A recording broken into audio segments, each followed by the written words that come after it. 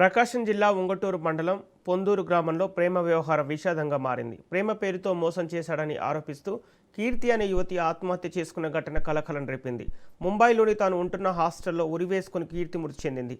Social media ద్వారా 8 ఏళ్ల క్రితం కీర్తికి సాయి సుమంత్తో పరిచయం ఏర్పడింది.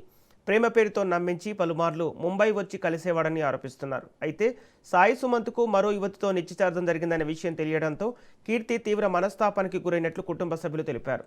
ఈ విషయంపై కీర్తి తల్లిదండ్రులు పొందూరుకు చేరుకొని సాయి సుమంత్ కుటుంబ సభ్యులను ప్రశ్నించగా ఆ తర్వాత కీర్తి ముంబై వెళ్లి ఆత్మహత్య చేసుకున్నట్లు చెబుతున్నారు. మృతదేహాన్ని స్వగ్రామం పొందూరుకు తీసుకురావడంతో కీర్తి తల్లిదండ్రులు బంధువులు సాయి సుమంత్ ఇంటి ముందు ఆందోళన దిగారు. తమ కుమార్తె మృతికి కారణమైన సాయి సుమంత్ వచ్చి అంత్యక్రియలు నిర్వహించే వరకు మృతదేహాన్ని తరలించబోమని డిమాండ్ చేస్తున్నారు. ఘటనపై పోలీసులు దర్యాప్తు కొనసాగిస్తున్నారు.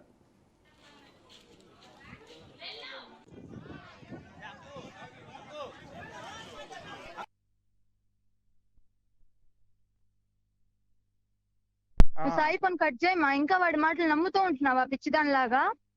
చేసింది సరిపోదా మనకి? ఇంకా నువ్వు నమ్ముతూ ఉంటావా? చేసింది సరిపోదా నమ్ముతూ ఉంటావు? ఎందుకు ఎందుకు ఎందుకు ఎంత దారుణంగా ఇది చేశాడో తెలుసా? నన్ను నిన్నగాక మొన్న తీసుకెళ్లాడు బయటికి. ఏం చేశాడు అడుగు, చెప్తాడు. ఏం చేశాడు చెప్పేది ఏంది? నేను నీతో మామూలుగానే ఎందుకు సాయి, నువ్వు నా చావుకు కారణం మాత్రం నువ్వు, నీ ఫ్యామిలీయే, సరేనా?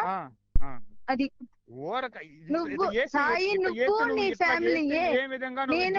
చెప్పు. నువ్వు అసలు నాకు ఇంకొద్దు నీ బతుకు. బామ్మో, నువ్వు ఇంత ఏమన్నావు? నువ్వు ఓదార్చడానికి వచ్చావా?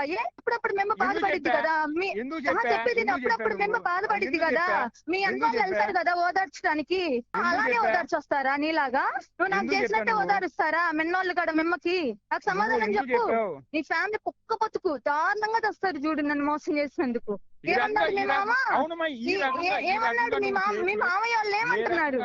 నేను అమ్మాయి పెట్టేసుకొచ్చాను, నేను ఉండాల్సిన ప్లేస్ లో ఇంకొక అమ్మాయిని మమ్మాయి మమ్మాయి అంటే నాకు ఎలా ఉండిద్ది? ఈ రకంగా నువ్వు చేసావు, ఈ రకంగా నేను ఎందుకన్నా? నేను ఎందుకు చేయాలి? నీ కొంపలోకి ఎందుకు రావాలి? నీ కొంపలోకి వస్తే నేను నీలాగే తయారవుతా, అందరిని మోసం చేసేదానిలాగా. మరి ఇప్పుడు ఇలాగా మీ బతుకులు అవి, మీ అందరి బతుకులు అవి. మీ అందరికి ఏం కావాలంటే అమ్మాయిలు కావాలి. అమ్మాయిలు ఎంతమంది చేసామా జీవితంలో, ఈ జన్మలో ఎంతమందిని చేసామా అని మీ మామయ్య వాళ్ళకి నీకు మీరు అంతా ఒక ఇదనమాట. చూడు, మాట్లాడితే కరెక్ట్ కాదు.